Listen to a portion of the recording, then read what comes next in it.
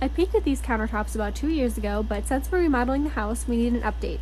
So I want to do a black marble countertop. Please disregard the things in the sink. I was too lazy to clean them out.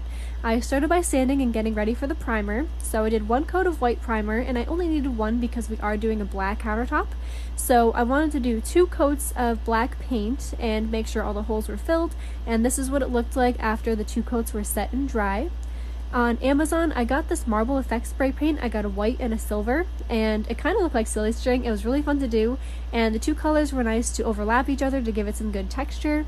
And then we got this epoxy glaze coat, so we mixed it up, and then we poured it all over the counters and spread it out.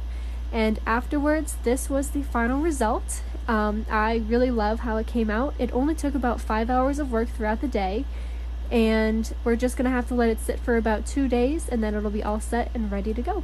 Tell me what you think.